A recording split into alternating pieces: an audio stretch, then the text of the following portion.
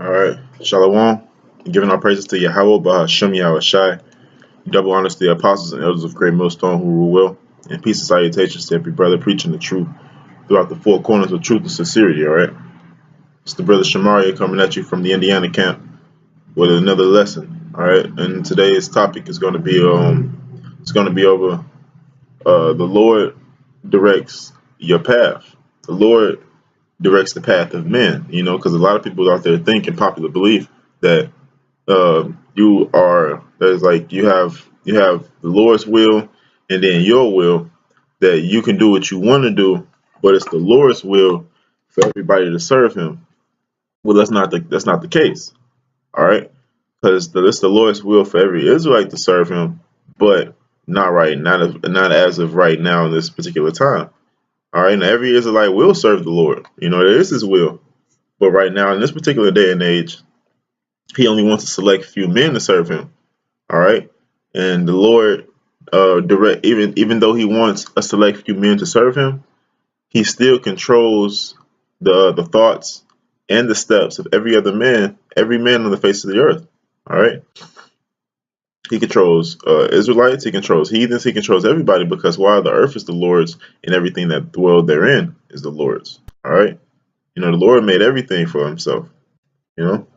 And I'm gonna get the precepts to back that up, because people think that you can do what you want to do and you have your own will. That's not the case. You know, you don't have your own will. You don't make your own decisions in this life. It may seem as though that you make your own decisions, but you don't. All right, the first scripture I'm gonna get is Proverbs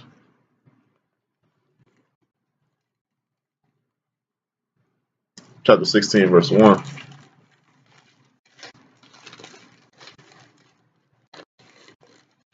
All right, Proverbs 16 and 1 says, excuse me, the preparations of the heart and man, the preparations of the heart and man, and we all know that heart means your lab in the Hebrew tongue it means your mind.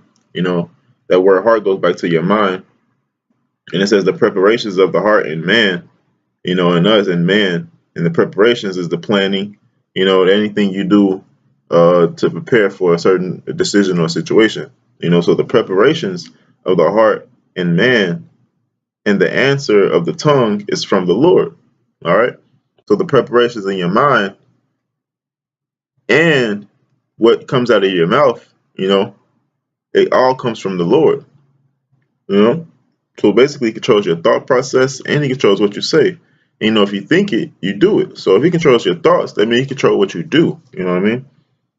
I'm going to jump down, because all things are made from the Lord. This is all things are made by the Lord.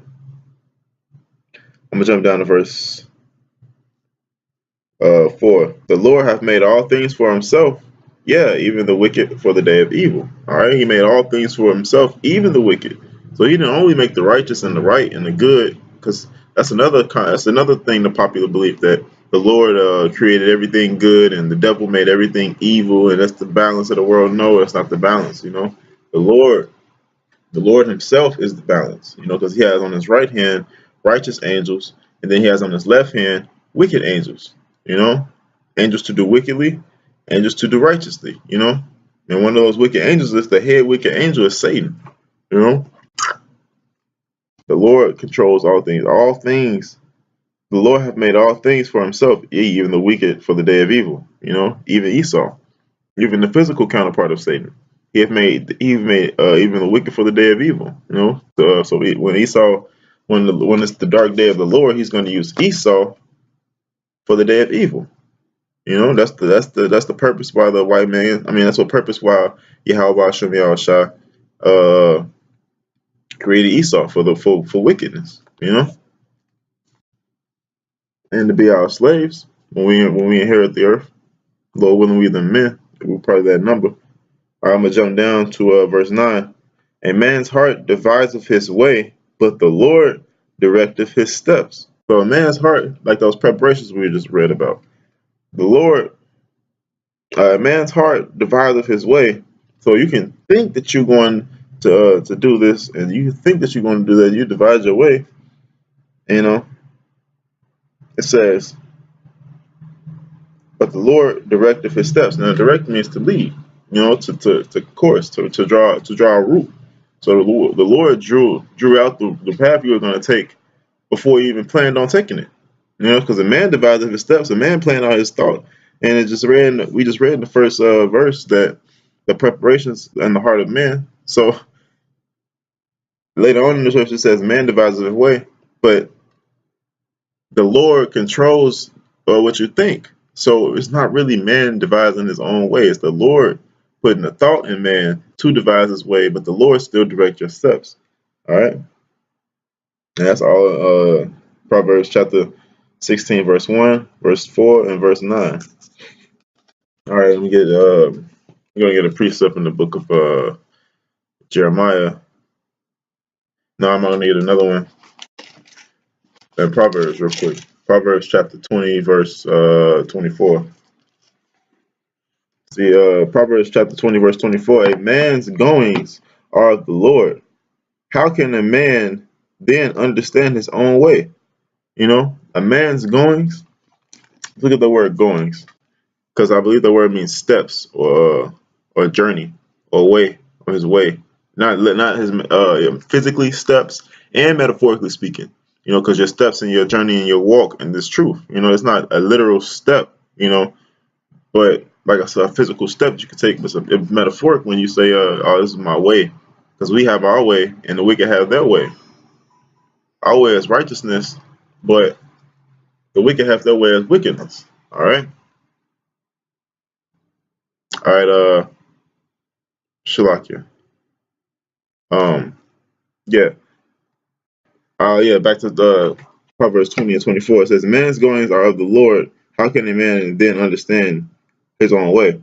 So a man don't understand the way he walking in because I don't know why my life is like this, and I don't know why this, and I don't know why that. Because the Lord wants your life in the way that it is, and that's hard for people to accept nowadays because they believe that they have their own will.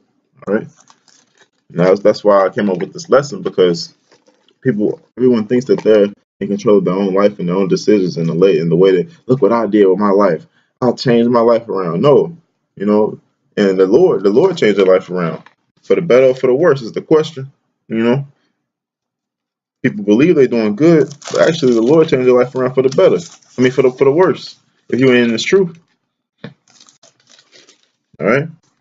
Grape juice drinkers, as Apostle Tahar said. It's Jeremiah 20:10. Oh, fuck it.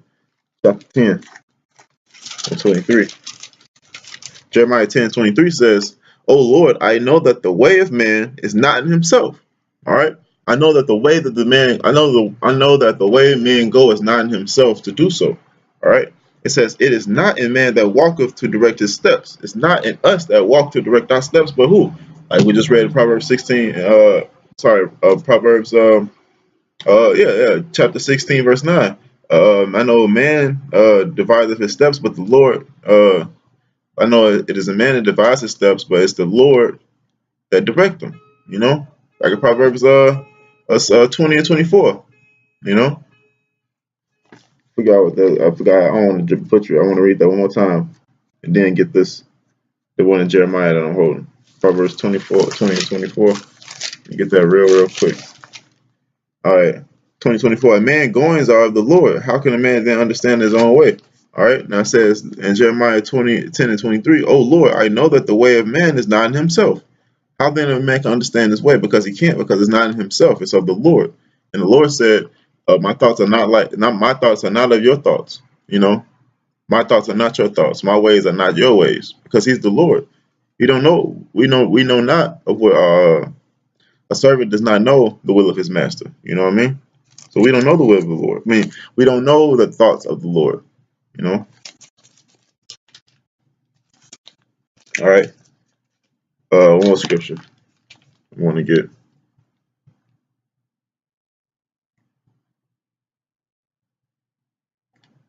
Romans 20 and 9 and 20.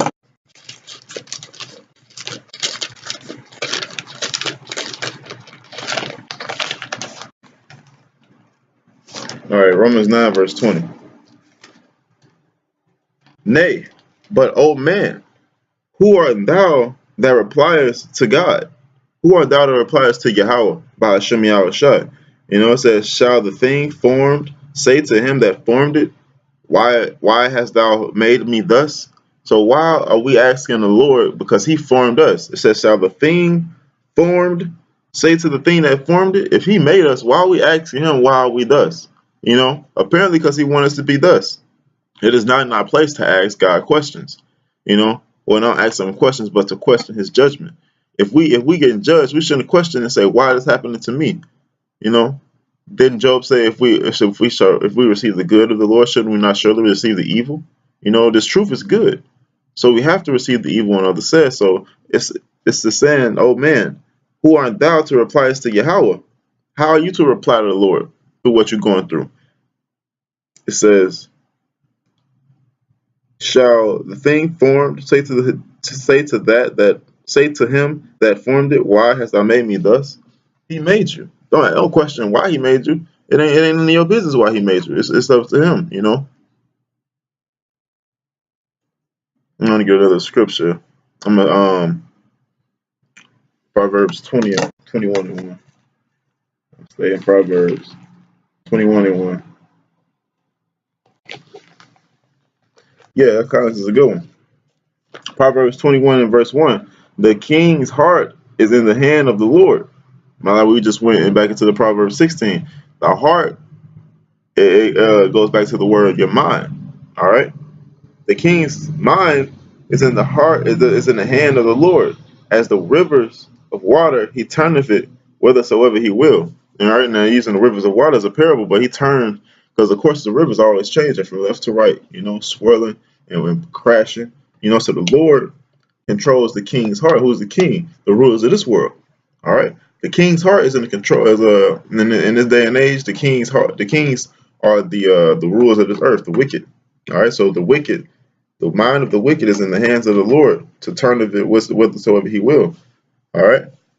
And there's nothing that you can do to stop it. Last scripture I'm going to get is Sirach, chapter 33 and 13.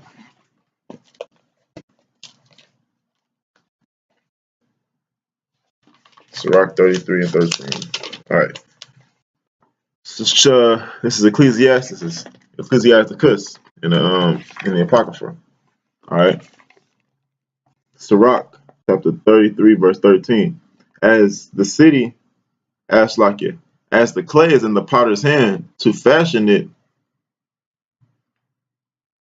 All right, I'm start at 13. It says, as the clay is in the potter's hand, a potter makes vessels out of clay, because he forms it. He creates the vessel. So the vessel go against the potter and say, why you make me like this? I didn't want to be so round. You didn't exist a couple of minutes ago, but how can you question that made you? Like we just read in Romans 9 and 20. All right, it says, as the clay is in the potter's hand to fashion it as his pleasure, so man is in the hand of him that made him to render to them as liketh him best. All right. So if you a certain way and you don't agree with it, it don't matter. It don't matter if you can accept it or not. The Lord has you in His hands because He wants you in His hands. All right. Read that over. It says, good is set against evil, life against death. So is the ungodly against the sinner, and the sinner against the godly. So no, we clash with these other people that don't understand and have no understanding, because why? The Lord wanted to be that way. I'm gonna go up a verse, back to verse 13. As the clay is in the potter's hand to fashion it as his pleasure, so man is in the hand of him that made him. So the Lord fashioned us the way He wants us to be fashioned. That's why in the next verse it said what it said. It says to render to them as like of Him best. So He renders to us as like of Him best, not into what we like best. We could want anything, and the Lord ain't got to give it to us, because why? He don't want to give it to us. It's rocky. It says good is set against evil, life against death. So the godly against the sinner, and sinner against the ungodly. All right.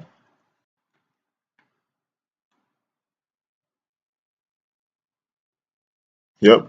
Now we go to the next verse. It says, so look upon all the works of the Most High, which is Yahweh, and there is and there are two and two. Some that's just one against another. All right, one against another, man. We always clashing with people that's not.